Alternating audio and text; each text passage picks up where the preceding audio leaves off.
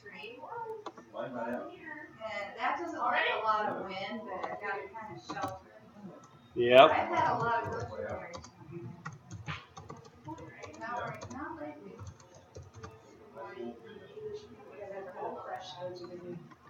Yeah, Fresh ones are tough. they look like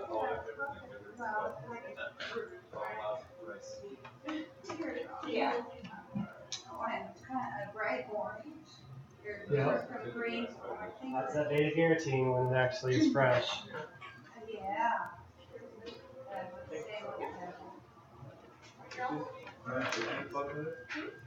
It's obvious she takes most of the and she takes branches off too. My chickens are not going to be happy with me this summer. Oh, they're going to be locked up for a while when my garden's growing. Chickens? Yeah. Well, I saw a bunch of baby chicks and ducks at the tractor store. Oh, yeah. In a Clinton. Yeah. Tractor supply. Yeah. My husband and I have been in there this morning. That's where we get dogs. Yeah. They've got little chicken mountain hens and roosters. Yeah, Myers Tanner. I have dogs. If I win, you know, prize or something, I would buy it. I was worried that my dogs. Just the eggs. Yeah. I was worried my dogs would follow the chickens. Welcome. My husband built an amazing chicken condo, but it's huge. It's like probably 12 by 15. It's big. And I just don't have a hard time with it, so they just go in my yard. Welcome. Come see. So you guys I can't be what range of property are you on? I have it. Oh, yeah. We're on almost.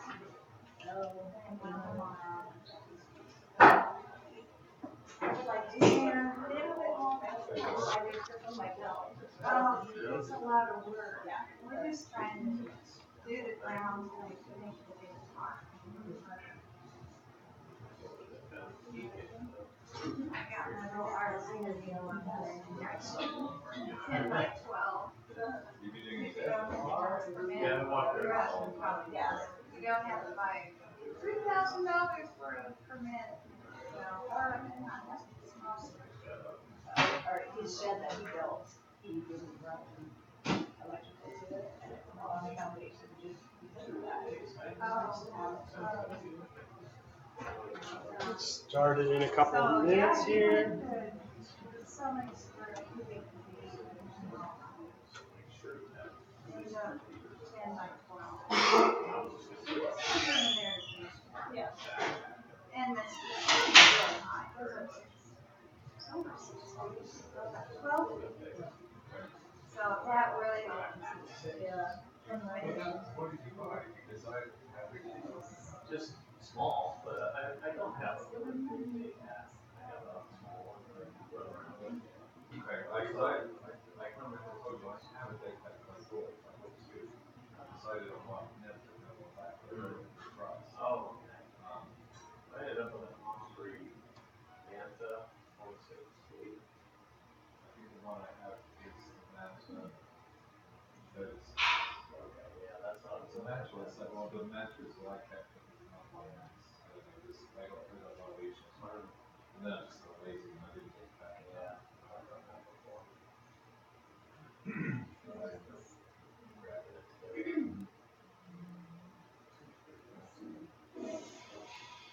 That's why.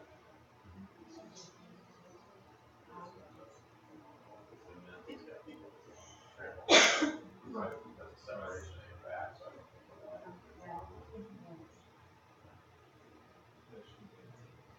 ventilation costs in the back too. Yeah, for sure. So I got that. Oh, really?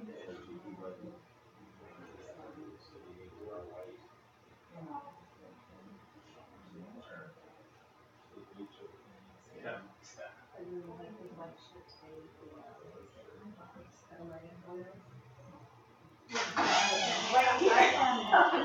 I couldn't get it out. I just thought I used everything I could. I used lunch stuff. I couldn't get it out either. I used everything. Favorite. I did one right there in the center. I'm not here to town from where you were born. So there you are. And my grandma is. Hey, grandma. What? And what did she smell? Yeah. Yeah, it's all in the timing. I would do, eat some berries and then, oh yeah, we need vitamin D. It's the I am, thank you. vitamin C that you're in. Fantastic.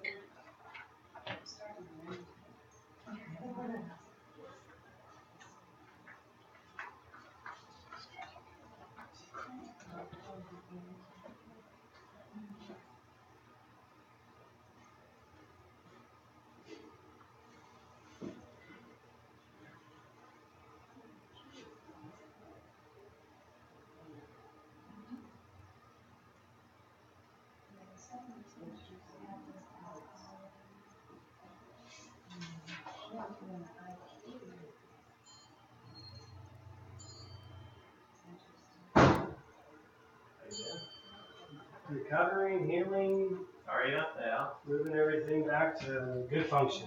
Good deal. Okay. Excellent. Grab some seats. If anyone comes in afterwards, we'll let them come in and join us. Hopefully they can catch on.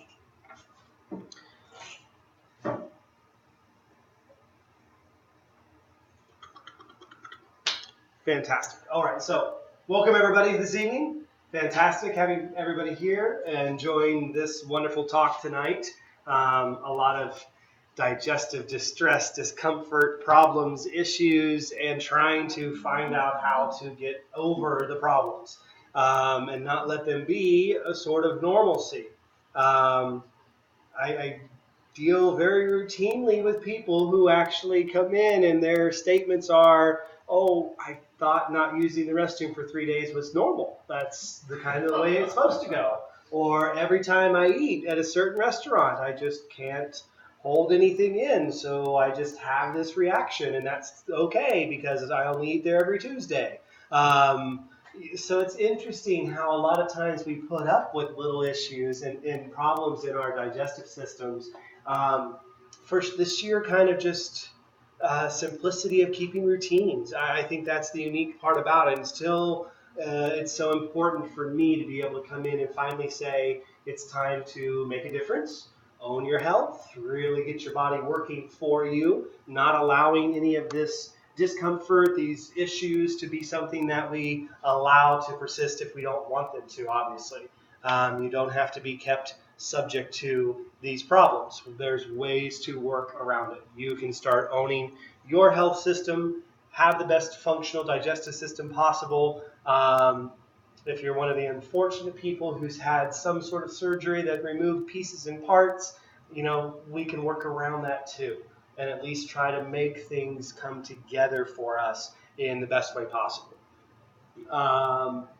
As we go through tonight, please let me know, again, for anybody who's trying to apply this to themselves directly or personally, when they need further explanation, more detail, something doesn't sound exactly right to where you think you might be able to go home and do this for yourself and work this out.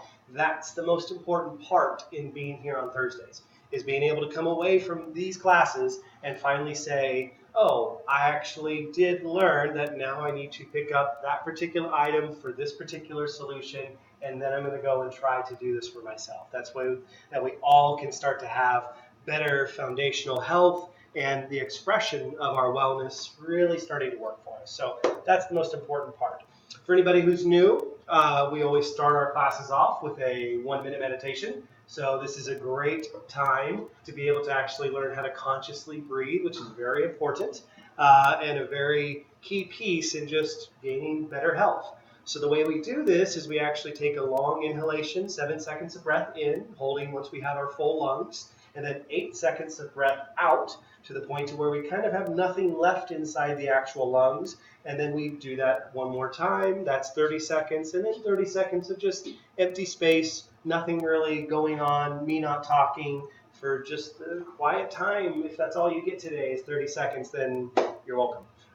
So if you'll follow along with me, the big thing here is, again, always keeping mind of the actual diaphragm and the idea that the musculature here is designed to help you get bigger and deeper and better at breathing. So breathing function, breathing exercise is so critical in the process of trying to get our health back in operation. So if you put your hands there, that can help you actually keep in contact with it. But follow along with me in the counts, and then we'll get to the rest of the material tonight. So 7 seconds of breath in, holding at the top of those really good full lungs, and then 8 seconds of breath out, all the way down to where, technically speaking, nothing's left inside the lungs. Fantastic. And then 7 seconds of breath in. Second set of lungs is always much better. And then 8 seconds of breath out. All the way down again to where there's nothing left. And then 30 seconds of just normal breathing, me not talking.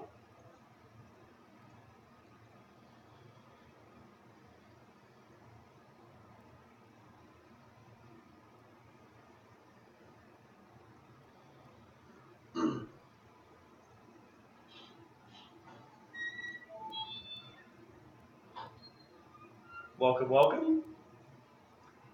And thank you for that 30 seconds. So, hope everything feels just a little bit better, a little more functional. Feel free, grab a seat up front here. We got some more clipboards. So thank you for joining us this evening. So I always like to start these classes off with that concept of, again, changing the mind. The idea is I hope to have some effect in actually moving things around for you to really get things happening to where you can come with a different perspective, a different attitude to next week, to next month, however you might need to use this information. And so it's interesting because a lot of people suffer from what I would call black hole syndrome. And that is, they think when they open their mouth and put things in that it's just a black hole and everything that happens all the way is just automatic and there's nothing they can really do to change the process.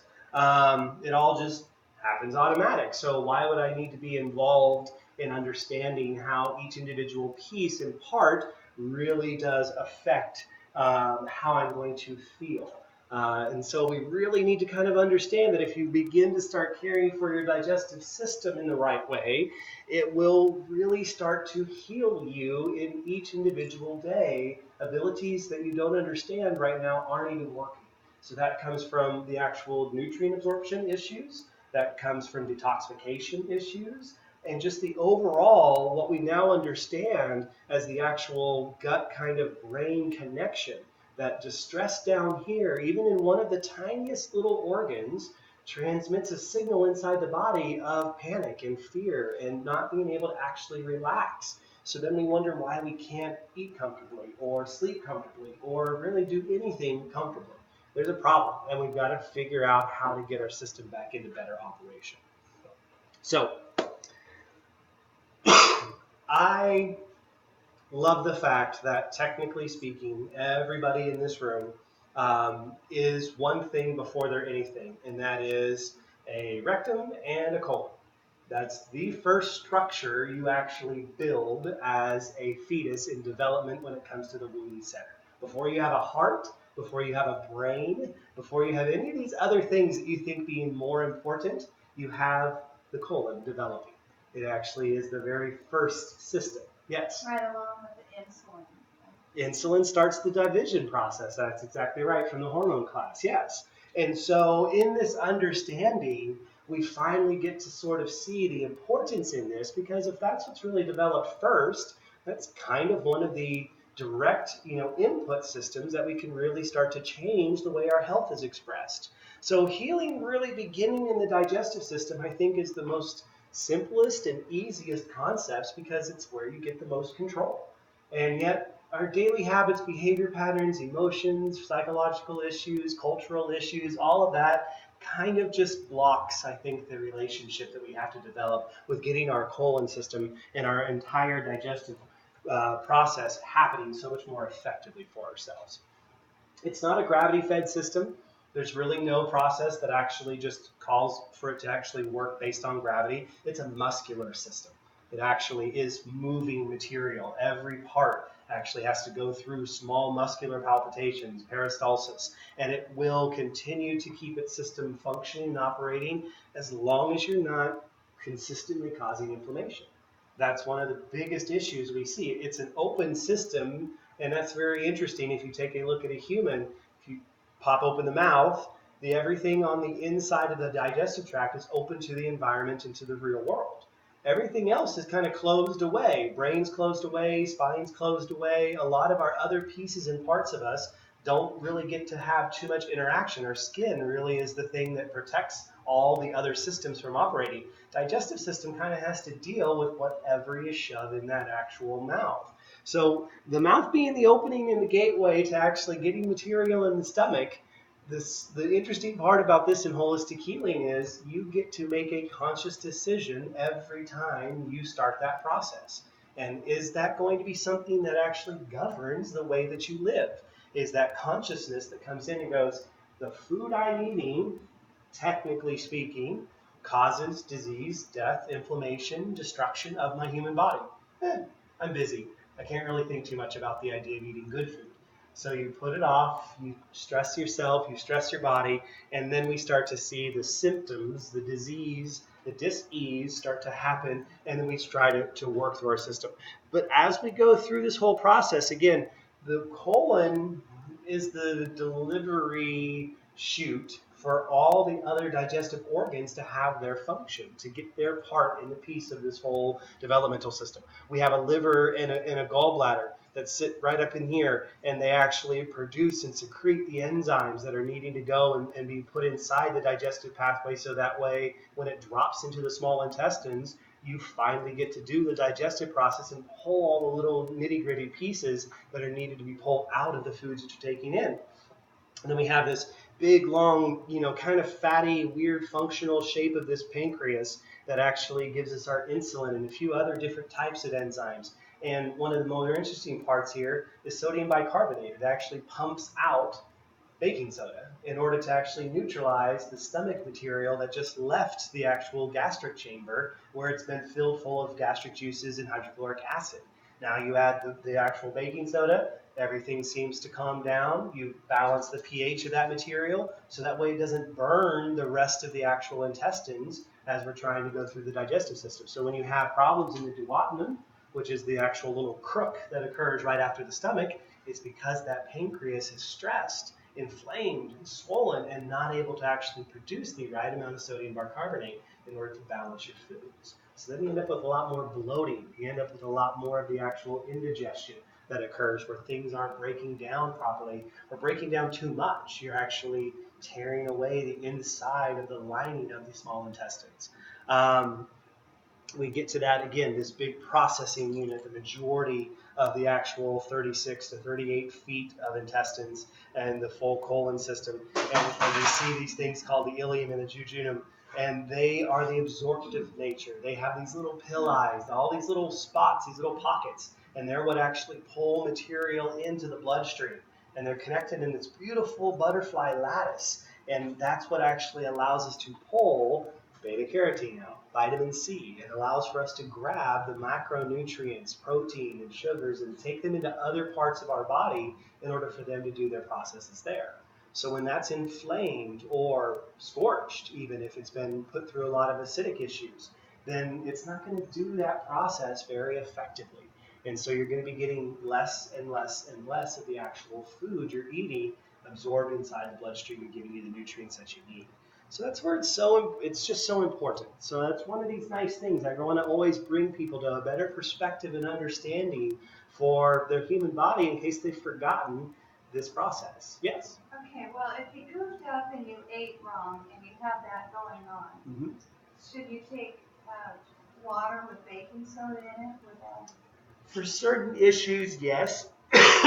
as we start talking a little bit more here about the digestive dysfunctions, baking soda being added to the mixture can help neutralize that material. If you're starting to feel that actual heavy indigestion, the bloating, the gassing, or reflux coming back up from food not being digested fully or properly, then yeah, you can throw that baking soda in there and neutralize those pHs.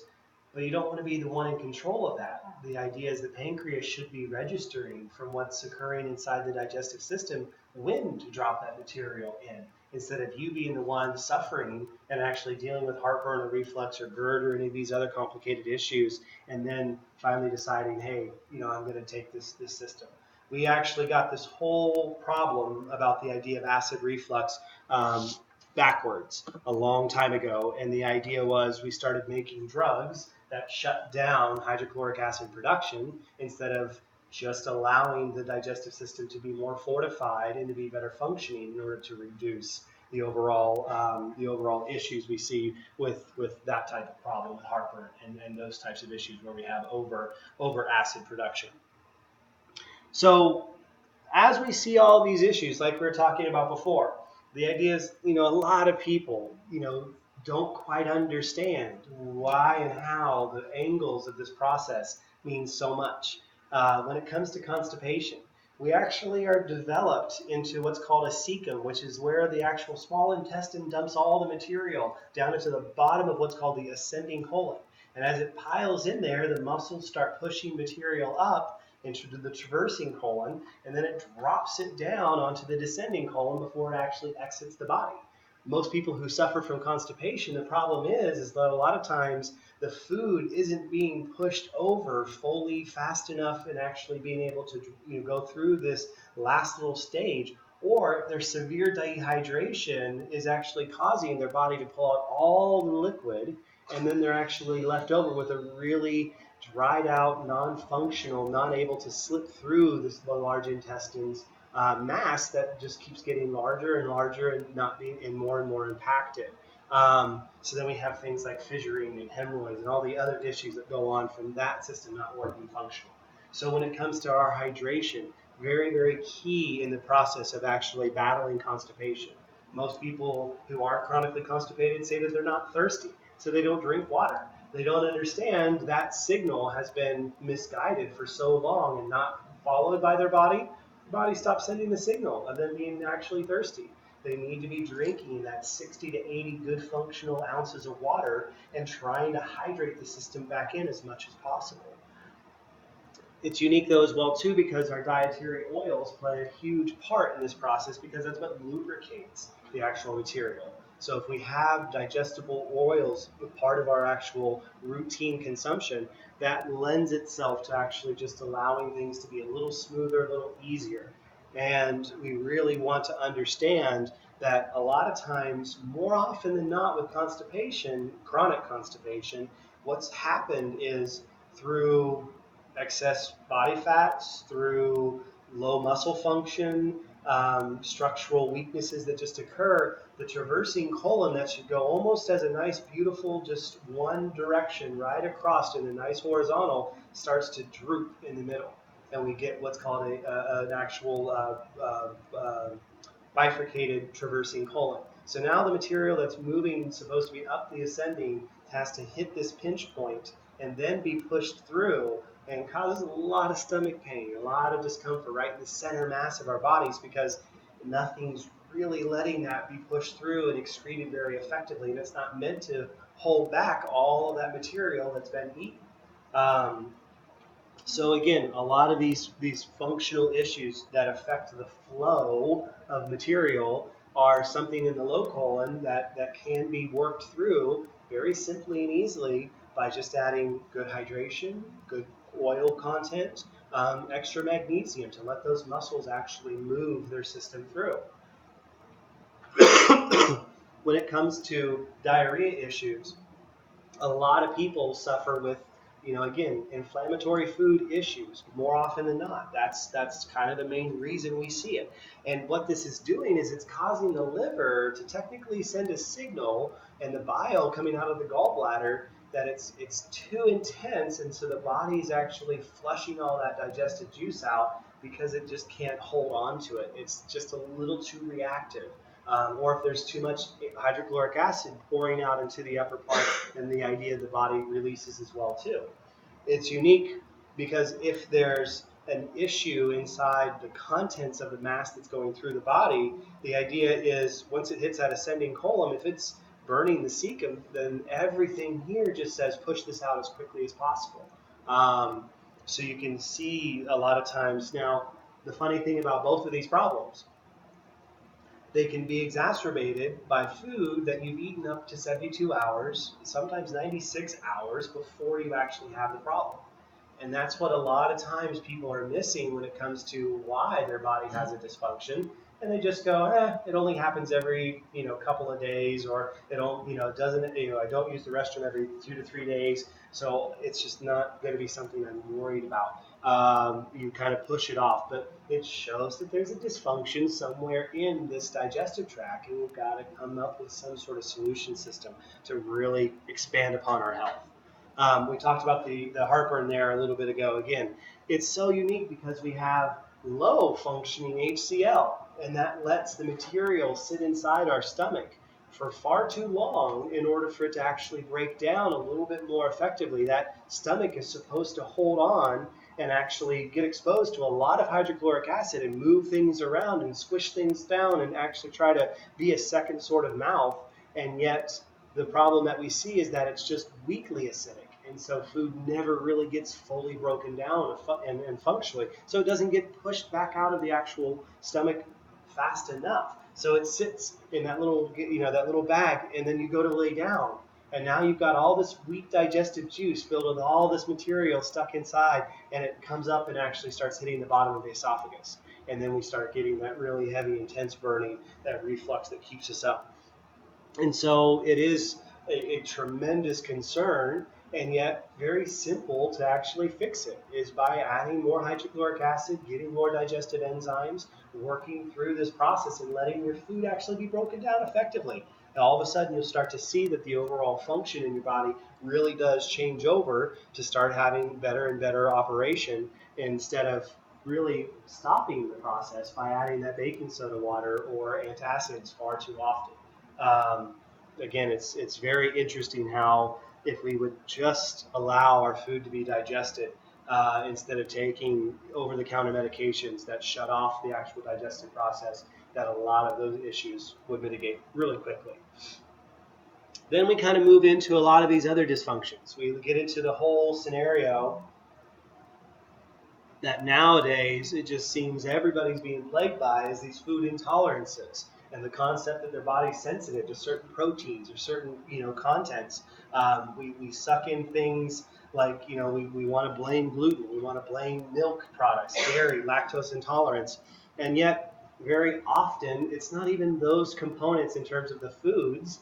It's the fact that we've actually got a ton of environmental toxins that are surrounding our foods, and our body doesn't understand the difference between gluten and glyphosate or GMO material that's been blended together. And so you're eating. Yes. Question.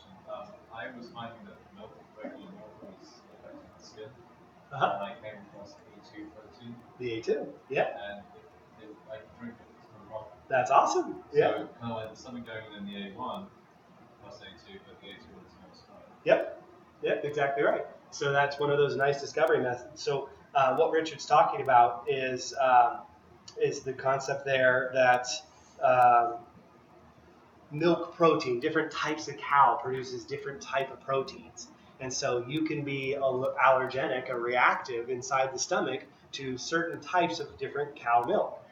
Even if you switched over to goat, you probably have very little reaction because your body doesn't recognize that protein as being some type of foreign invader and having an inflammatory reaction to it. We've let our milk production system, our dairy cattle, be switched over in these last 100 years from the Jersey system, which is usually very good milk producing cow, to the Holstein system, which were more to the actual meat side. But they grow faster, they're a little hardier, they don't require as much grass, so they can be industrial farmed a little bit easier, but their milk protein causes a lot of reaction inside our human body.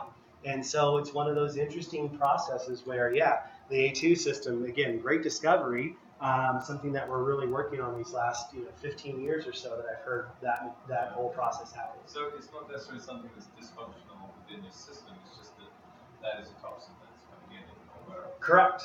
And your body produces the same reaction as if it was a foreign bacteria invader. And it has that major inflammatory response. And that's where these intolerances and sensitivities, especially people who go and say with like Crohn's and those types, I'm allergic to everything, all types of foods. Then you start to understand it really isn't inside the foods then, it's actually a physical reaction inside the system. And we've got to figure out why. What is really being triggered here? If it's the H2 allergenic response that we talked about last time, the adaptive immune system, it's just viewing all foreign foods as invaders, as possibly attacking the human body. And we've got to modulate the immune system. Even though for most people with Crohn's, with different types of IBS, they only focus on the idea of fixing the actual digestive system. They don't think that there's actually an immune response going on there and try to modulate the immune structures and get it to where the body has a much stronger, more fortified immune system that says, a little bit of gluten, a little bit of lactose, who cares? I can handle that now. I'm a little bit stronger. I'm not under attack. I know that my system doesn't have to raise to red alert every time I get exposed to those certain types of foods. But it's unique because, again, a lot of these sensitivities that come in from, simple foods are actually, again, toxic to the human body. And your body's supposed to have that reaction. But we think Doritos, Coca-Cola, all these other foods, because they're in a store, they must be okay. And that's maybe not everybody who's sitting here tonight.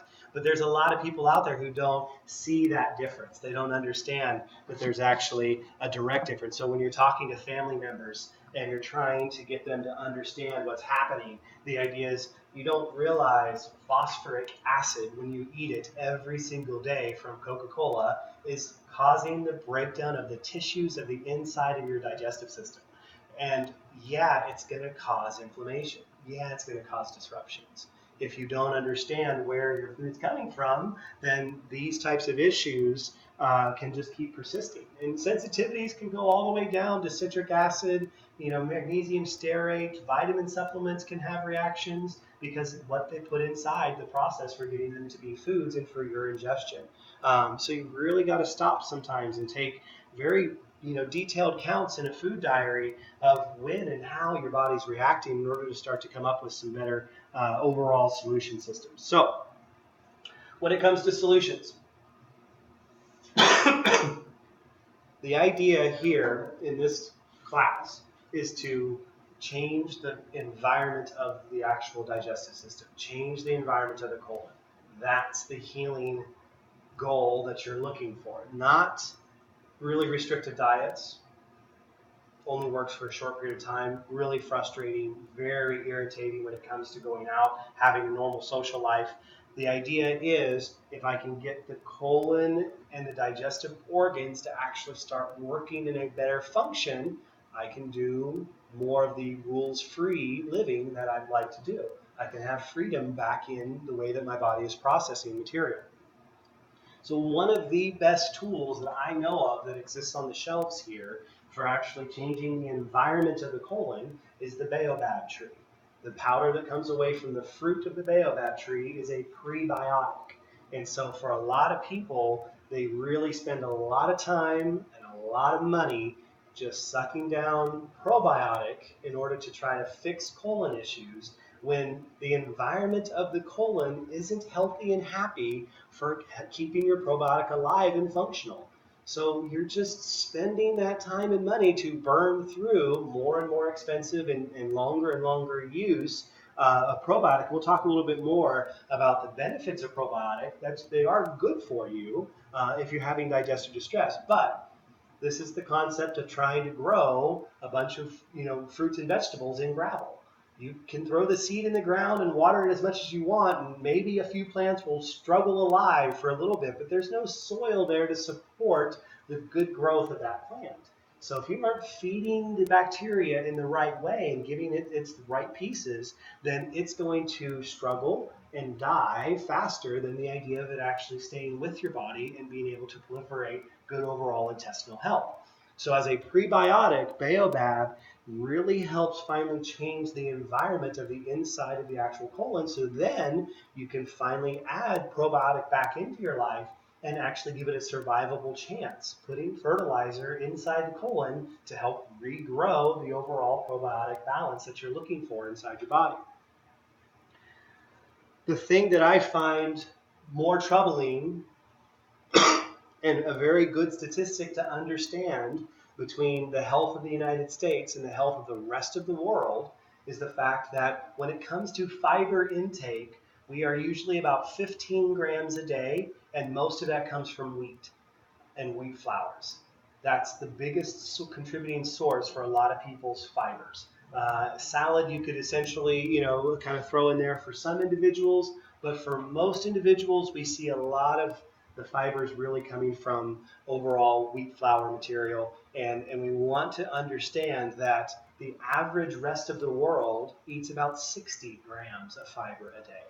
And that seems to have something to say about the function of their digestive systems, their overall obesity rates, their hormone imbalance issues, digestive dysfunction disorders. And so we really want to take hold of that and understand that if we're looking for a big change in our health, one of the few things I do have people count a lot of times is grams of fiber, finding different sources that they know they're grabbing and getting a good material. Handful of blueberries, 2 to 3 grams of fiber. If they're eating a really good bowl of quinoa or some sort of millet or good strong wild rice, they might be getting 10, 15 grams of fiber there.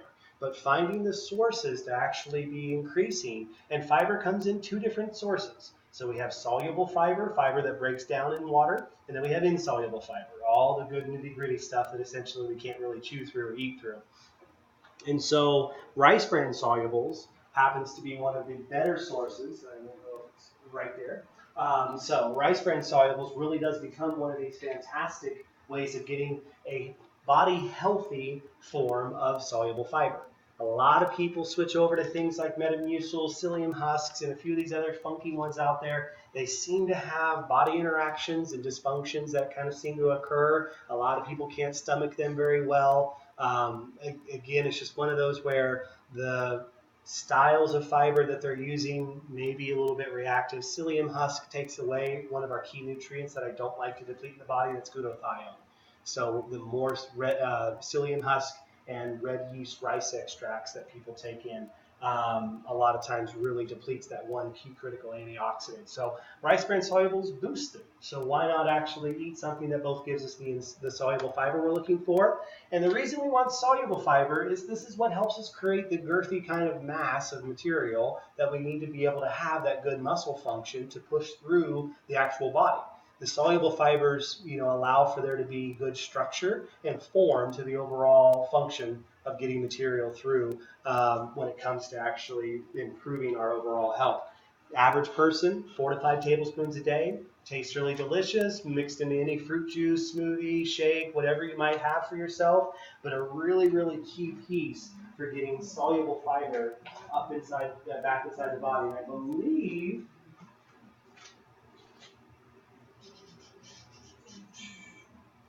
so a total of 7.5 grams for 4 tablespoons. So one of those things where you're going to be using this as a way of adding that material over to the body in order for it to again thicken things, and then look for products like moringa and chia seeds to add the insoluble fiber. And now you're finally seeing the actual mass and material to where each of these wonderful little seeds or the actual fibers of a plant like moringa start to allow for you to throw in those really good cleansing fibers. The insoluble fibers are the parts that actually grab and grind and clean away the outsides and work like a scrubbing Brillo pad in order to actually let any of that undigested food finally be moved through the body very effectively. So average person sitting here right now can hold anywhere between 8 to sometimes 15 to 20 pounds of material inside your digestive tract. So when it comes to trying to eliminate that fully, you can see a lot of not only just direct weight reduction, but the idea is now you're taking stress off of all that skin surface, all that tissue by eliminating some of the rotting and desiccating material out of the actual body. Working now with a hydrocolon therapist on a routine basis, there are people who literally have material stuck in them so long that it starts to actually become like a rock. It literally forms into small nodules and just isn't moved through the body very effectively. And we've got to use hydrocolon therapy in order to get in there and try to move that material around as best as possible and allow it to be flushed out of the human body. But you can give yourself a lot of benefit by just increasing again. And like I say, a good goal, get to the world's average, be about 60 grams. It can help start to eliminate a lot of that extra stuck on material. 2 to 3 tablespoons a day of chia seed, a couple tablespoons of moringa, things like maca, really good for adding that overall good quality soluble fiber back into the body. So one of the places that I feel most people are struggling more than anything is the idea of actually getting healthy oils back inside the body.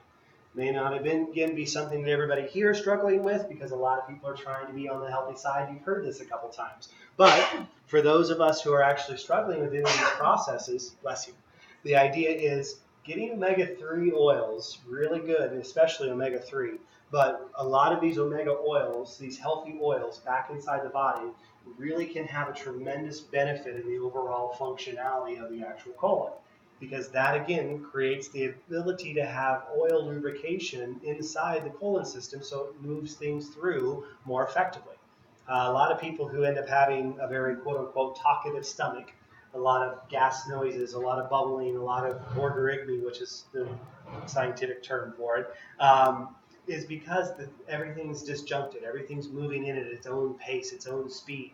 And we finally get these fibers in, we finally add some oil, then everything starts moving through in a very simple fashion, very easy peristalsis reaction, and it moves in on time. That's one of the most important parts in this understanding as well too, is everything's moving through at the speed that it should in order for it to be added to the proper amounts of different sort of enzymes and then allowed to be absorbed properly before it's finally put through the large intestines and then released from the body. Coconut oil, as much as we love it for a health oil, is easy for the body to break down and digest. It doesn't leave a lot of oil left over inside the human body, which is what makes it great for a lot of the overall, functional issues, energies, releasing lipid proteins and things of that nature to build other nutrients. But a lot of times we're needing more things like the saturated fats, the actual, not the medium chain triglycerides, but we need something that's actually working more with things like ghee and different types of seed oils and seed, that are again high in omegas because we want the benefit of the really good omega nutrition in order to be anti-inflammatory. But these types of oils have residual that your body doesn't want to break down as effectively, and we can start using that as low-end lubrication. If you're having a ton of issue, 1 tablespoon of castor oil a day. The idea is that castor oil doesn't get broken down by the human body. We don't have a place or an enzyme for processing it, so it just lubricates the body. Very, very common old world health aid was 1 tablespoon of castor oil before bed, and that way everybody stayed regular and happy. And it is something that is still true to life. It definitely has its process. But castor oil doesn't taste very good. I'll just have to let you know. Things like sunflower oil, avocado oil, a lot of these different types of nuts and seeds oils, macadamia nut oil. We try not to recommend a lot of flax oil for people. That one seems to have an issue and a problem with actually just having too much phytoestrogens and very often very rancid. The flax seed, it seems like whenever we break it open and turn it into oil, it goes rancid very quickly, oxidizes very, very quickly.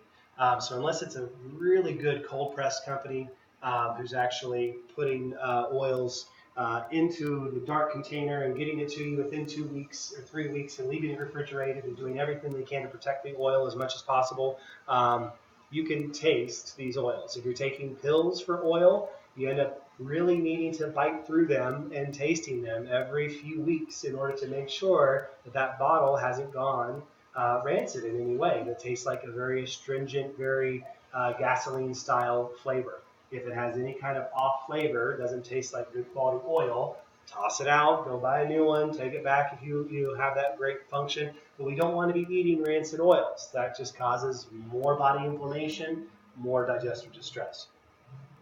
But getting these really good quality oils, especially 3 and 5, 5 seems to be really functional, but it's hard to find because it comes out of pomegranate seeds. And you have to really break down a lot of pomegranate seeds to get the oil. But there are certain different digestive aids and oils that blend pomegranate in that sometimes can be beneficial as well too. But we really want to try to be getting oils. And the average person is anywhere between 2 to 4 tablespoons. That's average for health, just in general function of eating good quality oils per day. If you're having extra issues, bump that up more. Take that up to a point of eating 5 to 6 tablespoons. And again, see how your body responds and how it feels, and you can start to understand this relationship for getting good dietary health back in by adding these 3. So prebiotic, good fibers, good healthy oils, and then we get to the tough part. Detoxification of the human gut system. It's not only not very easy, most people do it very incorrectly. A lot of people like to just flush. They like to cleanse things. They think that's fantastic. And yet they don't understand that the function of the actual digestive system is to break down, absorb, and bring back inside the body. So anytime you flush something without having it go to a place where it can actually be bound into another structure and not absorbed by the human system, it ends up getting reabsorbed. It ends up coming back in the low colon, and the blood system pulls in all the liquid. And anything that's been flushed around the body now is being taken back up inside the actual process there. And we really want to try to mitigate that as much as possible because it's just leading to more blood, brain, liver, and spleen stress than what we really want to have function. We really want to be binding our material. So things like our detoxify powder. Using citrus modified pectins. Pectins are great at actually surrounding different types of toxins and actually allowing them to no longer be absorbed by the human system. This is toxins that you've been exposed to. These are toxins that you've potentially eaten in your last couple of meals. They really, really do a great job at hunting out and seeking problems and trying to find ways of getting the overall system to not be reabsorbing things that are not meant to be inside or around our cells that are causing a lot of irritation. Things like zeolite, again, if you're looking more for just the anti-radiation issue and trying to understand and how to get your health around this, there is an acceptable level of radiation inside normal municipal drinking water. So everybody's getting a little bit of it, even if you're just boiling your potatoes inside faucet water. There is some piece in some part, and since we've let off somewhere between 3 to 4,000 of these things in the last 50 years in order to test all the wonderful nuclear devices, it's just around us. Without any major plant reactions or nuclear meltdowns right in our backyard or any types of issues there, it's just in our environment, and we got to understand that that's one of these things we've got to be on the lookout for. When it comes to detoxification as well too, things like triphala, very wonderful as a good digestive flow regulatory herb. So triphala means 3 berries, 3 energies, and these 3 energies are given to us by 3 wonderful berries out of the Indian continent. And so as we understand the functionality of getting our peristalsis back in and allowing for there to be more time, less time in the digestive cavity, more time in terms of the actual frequency and regularity beside the human system. Half a teaspoon a day at sundown is a very wonderful Ayurvedic technique for just increasing our ability to have a nice trip to the restroom, no major stressing, straining, ease in our digestive flow, especially if we're following some of these other guidelines and improving the environment of our colon. Really, really good system for allowing the balance of the energies inside the digestive cavity and moving that material through. So, the big thing with detoxification is to be very gentle, be very slow at it at first. Don't try to unload all of this material in a big rush to try to get everything clean. All you'll do is cause more stress. And that means more issues, more damage, and a lot of people to throw in the towel too early, too quickly. And then they say, this is hard. I don't want to do this. I feel like crap. I've got the detox flu. I can't think straight. I can't walk. My muscles hurt. Everything's falling apart. And, I still can't get off the toilet for this cleanse that I've been putting myself through. Understand that process is one that we want to try to keep that not happening. We want this to be a nice, pleasant process. We want everyone to really learn how to take care of themselves and be able to do a lot of these good functions on the day-to-day basis. So, to wrap things up, to kind of cinch things together, the key to any body change is the repetition and you staying consistent. That's the most important part in this. When it comes to colon health, anything you do today and tomorrow isn't going to have an effect on next Friday. It just really isn't one of those types of systems that changes very effectively. I know a lot of people come in and they try the magnesium and they put it on their neck and they're like, my neck feels great. And then they never really think about it ever again because they don't get that hard pain anymore until a year goes by. And then they go, man, I've got this really sore. Oh, yeah, I've got magnesium. It's one of these things that with the colon, we really want to be working in a good, solid plan and a solid pattern. Changing something over, adding something new, seeing how it works and operates. It takes about 10 to 14 days for your body even to recognize that there's something happening, some new switch. If you're just adding rice bran solubles, it takes about 10 to 14 days for your body to be like, okay, I get it. We're going to bulk things up, and I need to be able to push stuff through. Now, it might tell you during that process that we actually need to add other things like magnesium into the digestive cavity and actually putting magnesium directly on the stomach because all those muscles are finally starting to get worked and they're stressed out. You're finally putting big bulky material through and it's liking the fact that it can keep good flow rate, but it's stressful at first until you build the magnesium up inside and actually allow for good muscle function to occur. So that's where healing in the holistic fashion is very different. There isn't one answer, there isn't one solution. The idea is you add something, see how your body works, understand it, then add something else if it requires that whole process and really start to learn how to take care of you in the best way. All of these things on this shelf, these shelves exist because they all do a particular function, and some people need a very good blend of each of them in order to actually allow for good overall digestive changes to start to occur. This is where, again, health coaching becomes so critical in the process because how can everybody who's active in their work life, active in their family life, have the time to really sit down and read through 16 scholarly articles on the function of prebiotic in order to actually go, that sounds about right for me, I'm going to go ahead and make that change for myself. This is the tough part. That's why it's so amazing to actually go and work through this process with individuals and say, okay, you just do the tasks and then let somebody else hear what's happening in the results and understand how to do the little steps in order to actually get good change to start occurring for the body. So that's where it is a process. Everybody out there wants to come in and go, okay, I'm going to start changing my colon health and I expect it to be done in 25 days. Is that okay? No. I mean, again, this is one of those processes that we have to learn how to live in a different way. Not just change it right now, fix the problem, not have any heartburn for a couple days, and then go back to what we were doing before. We're changing the entire way that we're operating. And that's why I think this is so amazing, because the holistic health system really supports you, takes care of your body, your functions, and allows for you to really get to understand what's necessary to keep yourself healthy.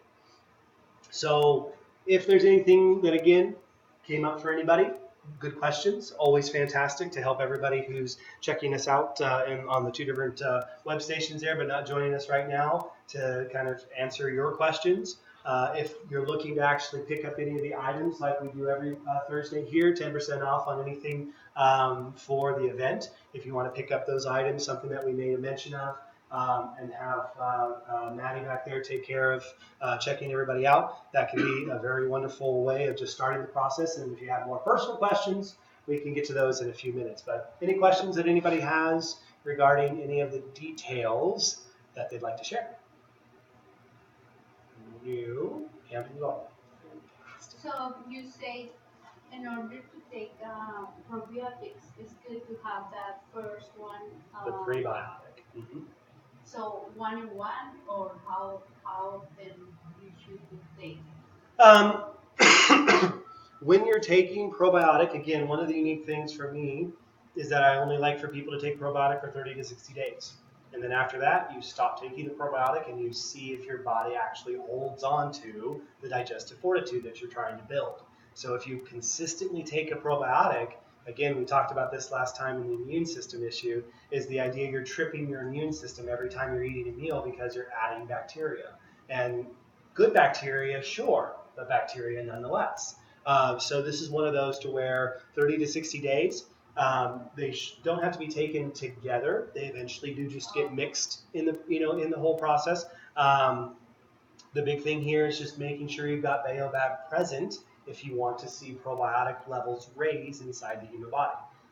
So those plant inulins just have a fantastic feeding nature, and that's the difference for a lot of people is that they've been taking probiotics for years, struggling through digestive distress, not really seeing any difference, but they've never really thought, should I be doing something new? I just heard probiotics are healthy, so I'm going to keep taking my 1 or 2 capsules of probiotic.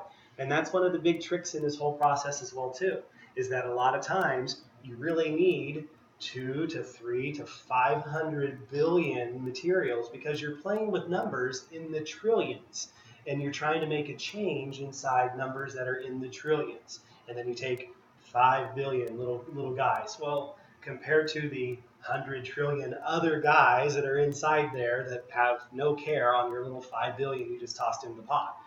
So that's the idea of it's not like salt and pepper, a little bit goes a long way. You really want to implode the body back with good digestive good digestive probiotics and change the playing field. 500 billion per day for 30 days. Well, you can replace every single bacteria in there with these new ones that are actually better for you instead of allowing things like H. pylori and C. diff and bad E. coli and things like that to continue to proliferate, candida and all those other major contributors to a lot of our health dysfunction. But so yes, very important for them to be together, but they don't have to be taken at the same time. And with the baobab especially, it's about a tablespoon a day for most people, whereas probiotic, buy the best you can possibly buy with the most virile activity and the highest values you can afford. And the idea is stick with it for a good 30-day cycle and see how your body changes, see how it feels. Good question. Anybody else? No? Fantastic. I'm really getting good at my job, and I love this because that's the way it's supposed to go. But no, if there's any questions or anybody has any particular concerns, I have a question about sure. that chia seeds. Uh-huh. I heard it's good when you moist before, like overnight or something. Or what do you suggest? Just take it. There's again, I think there's actually 2 ways of taking in chia. Making like the pudding or essentially getting them liquefied before, that's one way because now what's happening is you're really being gentle on creating better digestive flow. It's going to help move things through the digestive system more effectively, but because it's gelled now, it doesn't break down the same way. A lot of that chia seed is going to come out pretty much whole. One of the other ways that I think is really nice is when you actually grind in like a coffee grinder, the actual chia seed, and that adds more of that dietary fiber in. So you can actually cleanse and clear and move things through when you're adding good fibers back to the body. So I kind of like both ways. I'll do like a seed blend. I'll throw a chia seed in there with some cashew and pepitas and a couple of other things. Grind that up and use that as a sprinkling topping to certain types of foods. And then I'll still be eating the chia puddings or the chia that's inside a shake or a drink to where it's been blown up and hydrated that way. So I kind of like them both. For people who have really sensitive skin, sensitive digestive systems, I would start with the pudding style, the actual liquefied style, just to be, again, helping move things through and not letting things be so inflamed before we can actually get to some cleansing. Yeah, wonderful. Well, if there's anything you're looking forward to, any other questions, you have something for me particular, if you need to actually have me contact you, if you're looking for health coaching or any kind of assistance, feel free to just throw your email on the bottom there, tear the bottom off, or you can always reach me at brilliancenutrition@gmail.com or joseph@rrsuperfoods.com. So if you're really trying to get a hold of somebody in order for them to help your process along, the actual wellness center and the office that I operate out of is just off Technology Drive, just right down near the Hot Springs Road here. So more than welcome to have people come in, talk, understand the whole process of what it means to be in the health coaching system, and always here to try to help. So let me know what I can do. But thank you so much. I'm glad everybody was here. Yeah, fantastic evening. Thank you very much.